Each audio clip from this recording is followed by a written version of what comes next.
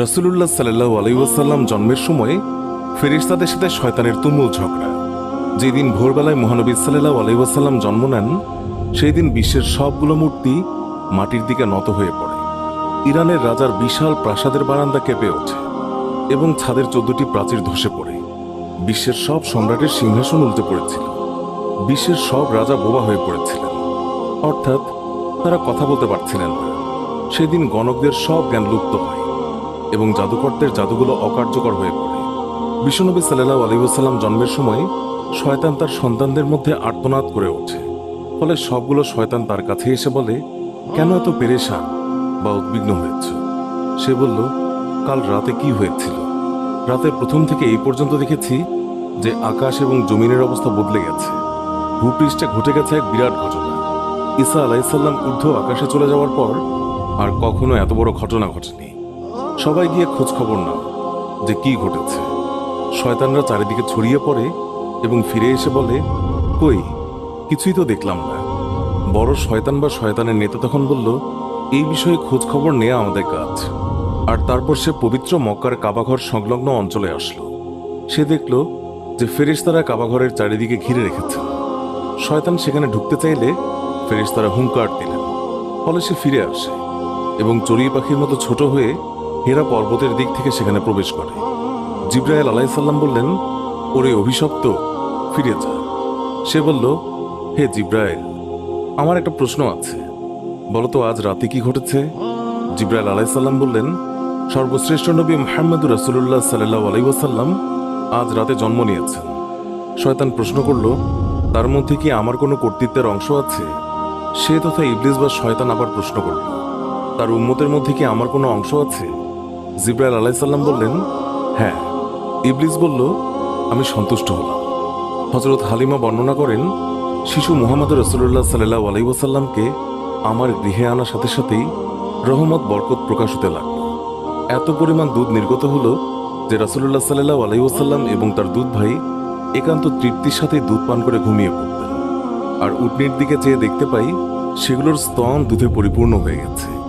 বিবি হালিমা বলেন, আমার স্বামী উটনির দুধ দহন করলেন এবং আমরা তৃপ্তির সাথে তা পান করে সারা রাত আরামে কাটালাম।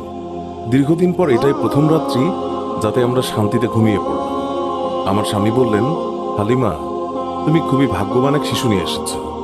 আমি বললাম, আমারও এটাই ধারণা, এই শিশু অত্যন্ত সৌভাগ্যবান।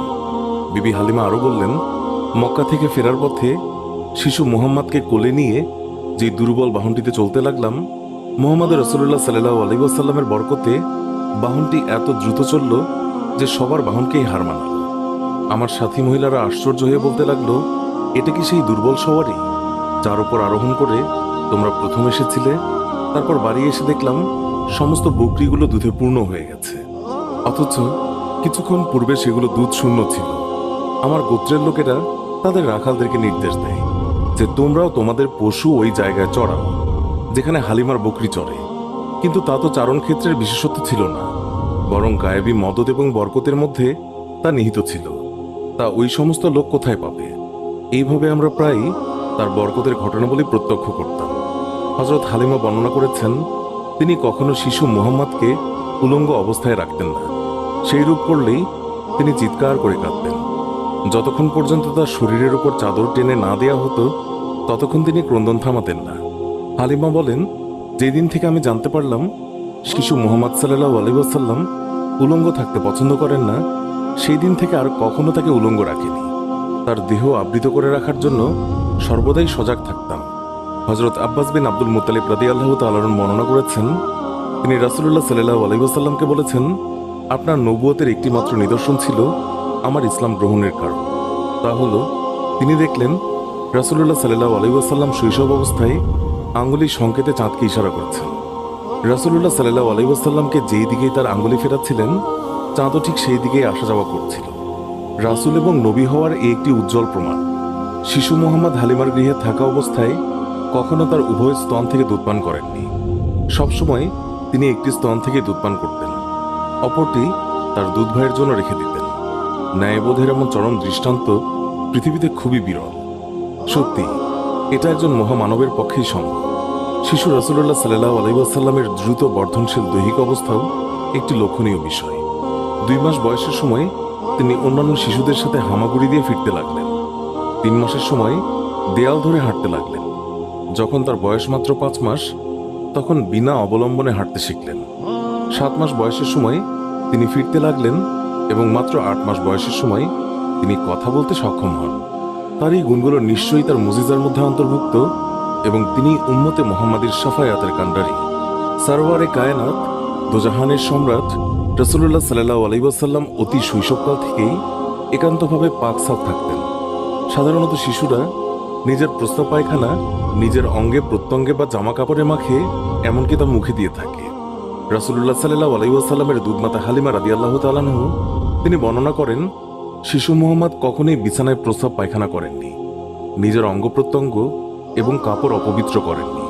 তাকে বিছানা থেকে উঠিয়ে 2 পায়ের উপর দাঁড় করানো ব্যতীত কখনো পায়খানা প্রস্রাব করতেন না। সাথে সাথে তাকে পরিষ্কার করে দিতাম। তিনি যে আল্লাহ তাআলার সৃষ্ট মানুষ, তাতে আমার কোনোই সন্দেহ ছিল না। সুতরাং সর্বাবস্থায় পাকসাফ থাকা তার পক্ষে অস্বাভাবিক কিছু নয়। মহানবী সাল্লাল্লাহু আলাইহি ওয়াসাল্লামের দেহ নূরের তৈরি বলে তার শরীরের কোনো ছায়া ছিল না। মানুষের ছায়া কত ময়লা আবর্জনার উপর পতিত হয়, কত পশু পাখি অথবা মানুষের পায়ের তলায় ছায়া পতিত হওয়ার সম্ভাবনা থাকে, কিন্তু মহানবী সাল্লাল্লাহু আলাইহি ওয়াসাল্লামের পবিত্র দেহের ছায়া এইভাবে অপদস্থ হওয়া আল্লাহ তাআলার অভিপ্রেত নয়। এই জন্য আল্লাহ তাআলা তার দেহ ছায়াহীন করে তৈরি করেছেন। এই কারণে তার দেহের ওপর কখনোই মাছি বসেনি, কেননা মাছি অপবিত্র বস্তু থেকে জন্মলাভ করে, তাই মাছির দেহ অপবিত্র। তাই রাসূলুল্লাহ সাল্লাল্লাহু আলাইহি ওয়াসাল্লামের শরীরে এটি কোনোদিন স্থান পায়নি। হযরত মাইসারা রাদিয়াল্লাহু তাআলা আনহা ছিলেন হযরত খাদিজা রাদিয়াল্লাহু তাআলা আনহার দাস।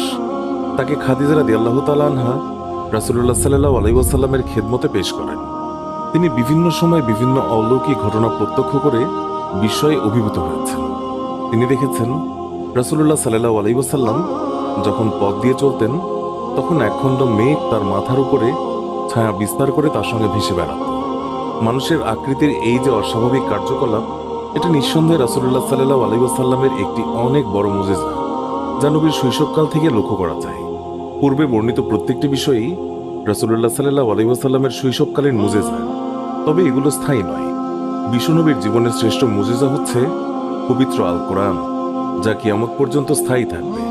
তাছাড়া আমরা তার জীবনে আলোচনা করলে দেখতে পাই, মহানবী সাল্লাল্লাহু আলাইহি ওয়াসাল্লামের পুরো সংগ্রামী জীবনটাই এক অলৌকিকতায় পরিপূর্ণ, যা তার নবুয়তের জন্য যথেষ্ট প্রমাণ বহন করে। সুপ্রিয় দর্শক, এই ছিল আমাদের আজকের ভিডিওটি ভালো লেগে থাকলে অবশ্যই একটি লাইক দিন